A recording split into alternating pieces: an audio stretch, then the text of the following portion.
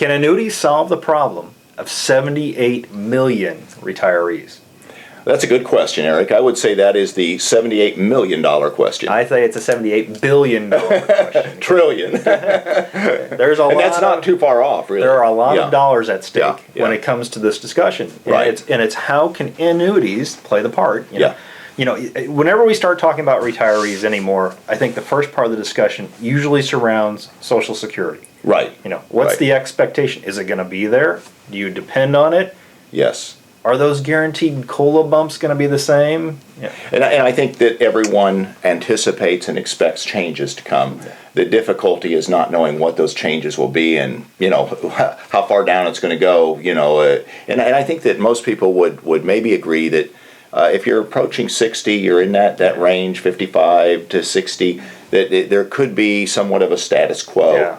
Maybe a little bit of a change, but not too much. It may see some difference in your bumps, Right, your COLA increases may get Right. pulled back a little bit, but I Right. think you're right for the status quo. And If you're a little bit younger, though, Yeah, and yet a lot of the folks that I work with that are even in that age group prefer to not look at Social Security as something they ultimately want to rely on. Right. They want to know that they've got their plan B if it's not there or it isn't there substantially. Right. And I do think Plan B, and for people in their late 40s, early 50s, this is where that hybrid annuity has really become very popular. Right. It's that element of having some of those guaranteed growth components Right. for future income to add on to Social Security. And Eric, I know we talk about this all the time, but let's take just a moment on the hybrid annuity. Let's just go ahead and break it down. Okay. Well, with the hybrid annuity, you've really got the advantages of the immediate annuity, the fixed annuity, and the variable annuity. So you've got the income potential of the immediate annuity lasting your lifetime.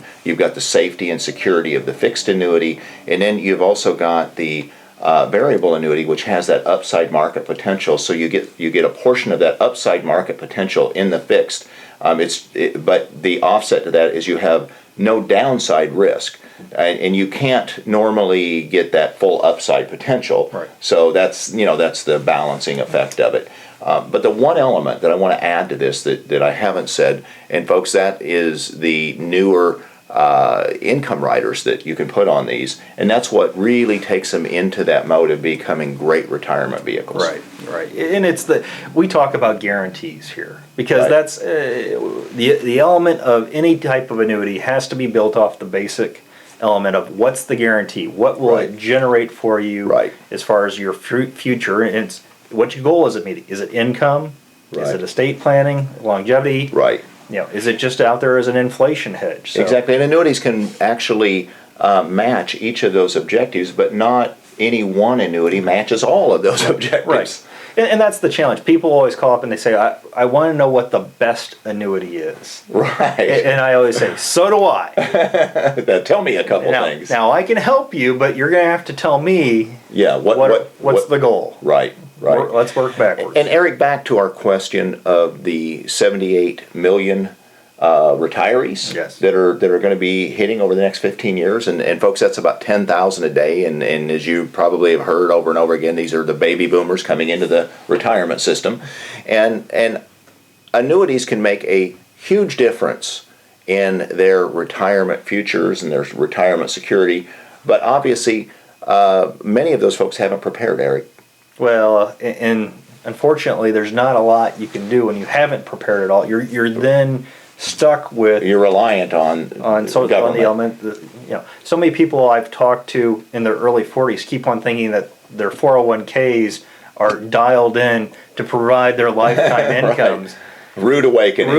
Right. When we start actually running numbers. Right. You've got $50,000 or $100,000. It doesn't produce a lot of income. Right. So, but for those of you folks that you've amassed 200, 500, 2-3 million, that can be turned into a pretty sizable and comfortable income. Depending on your income needs, obviously, that Right. there's folks that could live comfortably off of a $500,000 to $1 million, and those that couldn't. So each person's situation is unique. Yeah, and as we talk about the idea perhaps of New Year's resolutions and getting your fiscal house in order, Right. one of the things we can encourage people to do as you're starting to think about retirement, and if you're not, you really should. Yes. No matter what your age. That's true.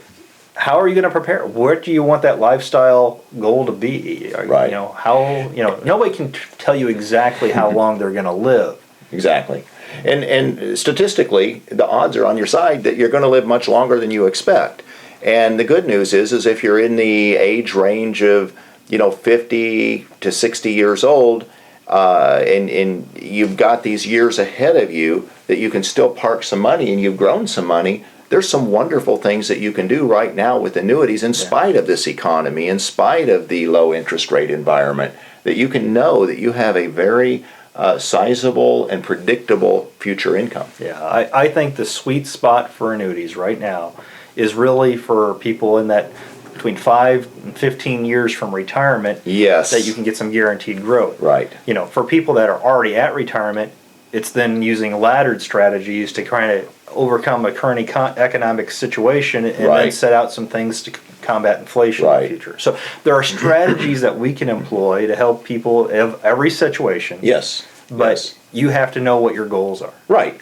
And we do this with our clients, folks, and we really encourage you to meet with an advisor that you can meet with on a face-to-face basis that will really study your situation, your objectives, your goals, and not just have cookie cutter answers, but really look into what's going to be best for your situation. Right. We would say use the internet to educate yourself, to learn all you can, to do your research, answer your questions. But ultimately, you can't just expect the cookie cutter concept online that you click buy now and it's going to solve all your answers. Yeah, it really won't. So working with the right people makes a real difference, and we will be glad to help you with that. So when you reach that point where you've done a little research and you're ready to go to that next level of meeting with an expert, let us help you.